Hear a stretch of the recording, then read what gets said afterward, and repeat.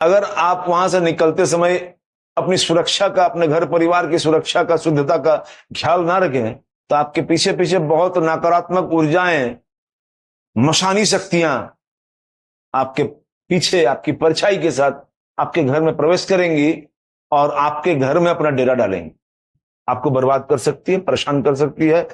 आप जान ही नहीं पाएंगे कि कहां से ये हुआ। महाचंडी मुक्त केशी बलिप्रिये कुलाचार प्रसन्नस्ये नमस्ते शंकर प्रिये घोर नमस्ते। चिता जला के आने के बाद डायरेक्ट घर में प्रवेश ना करें। आइए जानते हैं इसके कारण को। नमस्कार दोस्तों, आगम सिद्धि चैनल में आप सभी का स्वागत है। वीडियो को बिना स्किप किए पूरा वीडियो को जरूर देखें, क्योंकि आज का सवाल आपके जीवन के लिए, आपके घर परिवार के लिए, कुशल मंगल के लिए बनाया गया है। तो देर ना करें, चैनल को जल्द से जल्द सब्सक्राइब कर लें ताकि ऐसा वीडियो आपके पास पहुंच सके। चलिए वीडियो शुरू करते हैं श्री हंसानंद तीर्थनाथ जी के पास। जय माँ काली सर जी। जय गुरु, जय माँ, जय माँ तारा।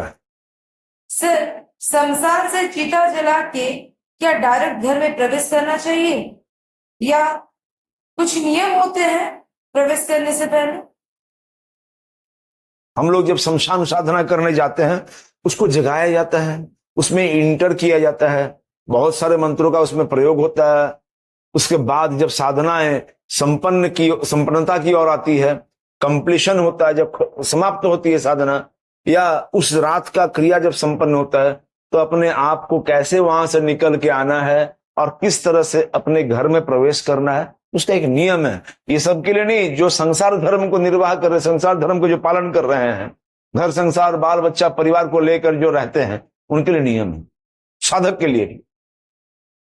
क्योंकि अगर आप वहां से निकलते समय अपनी सुरक्षा का, अपने घर परिवार की सुरक्षा का, शुद्धता का ख्याल ना रखें तो आपके पीछे पीछे बहुत नकारात्मक ऊर्जाएं, मशानी शक्तियां आपके पीछे, आपकी परछाई के साथ आपके घर में प्रवेश करेंगी और आपके घर में अपना डेरा डालेंगी। आपको बर्बाद कर सकती है, परेशान कर सकती है। आप जान ही नहीं पाएंगे कि कहां से ये हुआ, क्योंकि आप तो महान बन रहे हैं। आपके पास तो सभी शक्तियों का खान है, आप सब कुछ कर सकते हैं। अब मैं ये बात कहना चाह रहा हूं कि समाज में हम रहते हैं, गांव में, शहर में हो, दोस्तों के बीच में, बांधवों के बीच में, कोई अगर मृत्यु को प्राप्त करे तो हमारा यह कर्तव्य है कि उनकी अंत्येष्टि क्रिया ठीक ढंग से हो जाए, उनका अंतिम संस्कार ठीक ढंग से हो जाए, उस जीवात्मा को गति मिल जाए। इसके लिए हम लोग को, सभी को एक दूसरे के साथ जुड़ना चाहिए, इस कर्म में लगना चाहिए। इसमें कोई पाप नहीं, कोई डर नहीं, ये महापुण्य है। तो ऐसी स्थिति में जब हम लोग समाज में रहते हैं, हर एक व्यक्ति को एक दूसरे की जरूरत कभी ना कभी पड़ सकती, हमें जाना चाहिए। कोई छोटा या बड़ा नहीं है समाज में। जब जरूरत पड़ता है उस वक्त समझ में आता है कि उसकी अहमियत क्या थी। उस स्थिति में जब हम लोग जाते हैं, उस सब को धर्म की ध्वनि, राम का नाम, हरि का नाम लेकर के जब शमशान में उतारा जाता है, पिंडदान आदि सभी क्रियाओं के बाद जब अंत्येष्टि क्रिया उनको किया जाता है, मुखाग्नि आदि क्रिया करने के बाद, बहुत लोग होते हैं कि आधे में ही उठ के चलाते हैं। कपाल क्रिया हो गया भाई, चलो अब काम खत्म, अब निकला जाए वहां से, वो लोग आ जाएंगे। नहीं, जब किसी का शव दहन करने के लिए शमशान जाता है, जिस पथ से जाता है, उन सभी के साथ जो लोग जाते हैं उनको स्मशान बंधु बोला जाता है। जिस पथ से वो जाएंगे जलाने के बाद, फिर उसी पथ से ही उनको वापस आना होता है। ऐसा नहीं कि इधर से गए और आते समय उधर से आ गए। जिस पथ से सब यात्रा को लेके गए हैं उसी पथ से आपको वापस आना। अब इसमें पॉइंट नंबर 1 है, जब घड़ा फोड़ के वापस जब आया जाता है, पीछे नहीं देखना चाहिए।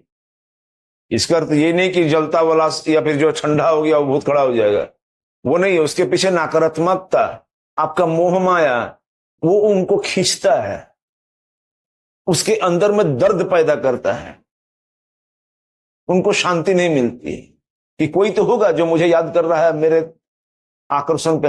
और उस आत्मा के साथ साथ शमशान भूमि में जब वो अंतिम में जो दूध आदि क्रिया करके उसको जब अस्थि लेके जब निकलता है व्यक्ति, तो बहुत सारी ऐसी भटकती आत्माएं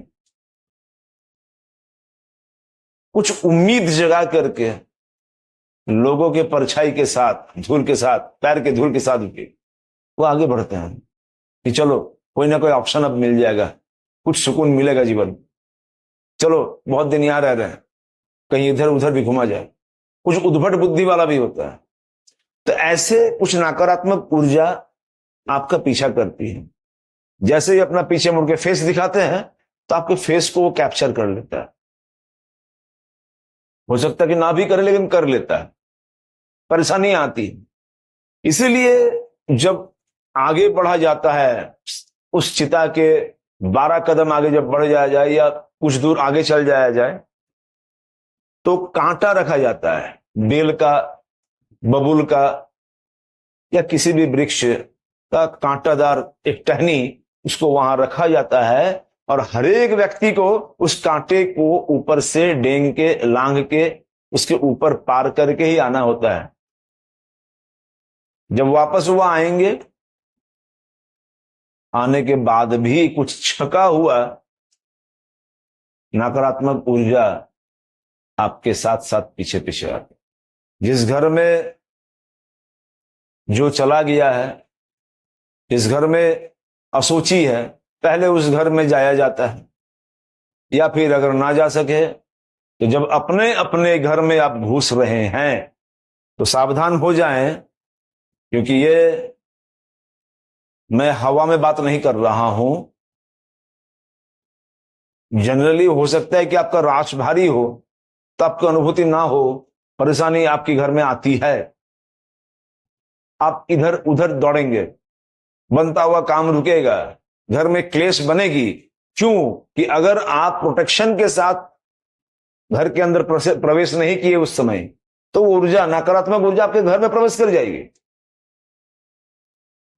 और जिस तरह से चूहा कहीं से घुसता है घर में और क्या क्या कर देगा, एक नहीं, एक के साथ 5-6 चूहा आता है, रास्ता बना के जाता है, और वो फिर घर आपका घर नहीं रहेगा, एक तमाशे का घर बन जाएगा।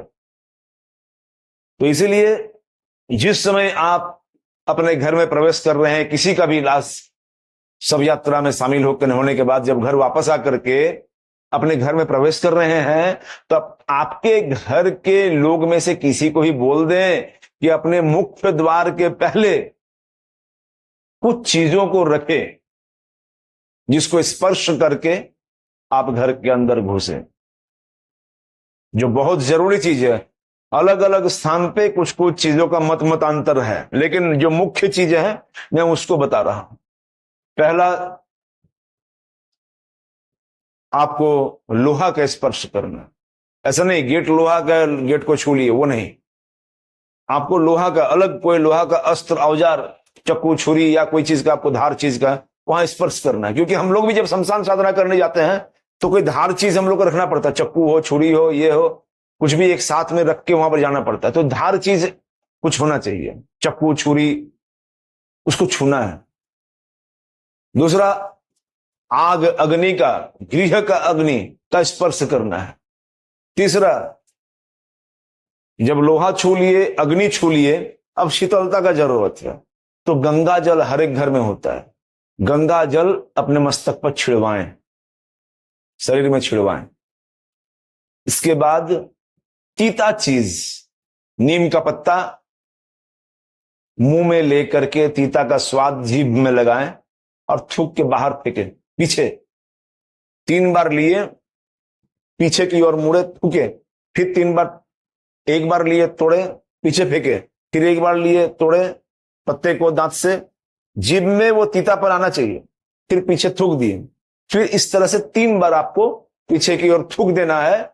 इसके बाद आपको 1 बाल्टी पानी में स्नान करके, अगर वहां संभव ना हो तो बाहर में ही या अपने स्नान का एक व्यवस्था रखते हुए 1 बाल्टी पानी में आप स्नान करके वस्त्रों को वहीं त्याग के स्वच्छ होकर के अपने पूजा स्थान पे जाके प्रणाम करके शुद्धता करके अपने आप को पवित्रीकरण करके, ना हो तो इष्ट मंत्र का जाप करते 11 बार भी कम से कम। उसके बाद घर में अपने आसन पे, बिस्तर पे, कहीं पर बेडरूम में जाएं। अन्यथा नकारात्मक ऊर्जा आपको परेशान कर सकती है, आप तबाही में पड़ सकते हैं। आप ऐसे ऐसे लोगों के पास जाइएगा, फिर उन लोगों को भी पता नहीं चल पाएगा कि ये प्रॉब्लम क्यों हो रहा है, क्योंकि छोटी छोटी चीजें हैं। और एक छोटा सा चीज, छोटा सा घाव अगर ठीक ना हो तो बड़ा बीमारी का रूप भी ले सकता है। जितना पुराना होता जाएगा उतना घातक होता जाएगा। इस पर ध्यान रखें, इसको अमल करके देखें, आप सुरक्षित रहिएगा। बहुत बहुत धन्यवाद श्री हंसानंद तीर्थनाथ जी आपका, बहुत सरलता से हमें इस प्रश्न की उत्तर को समझाएं। दोस्तों, वीडियो पसंद आई हो तो लाइक, शेयर एंड सब्सक्राइब जरूर करें और जुड़े रहे हमारे चैनल के साथ। धन्यवाद।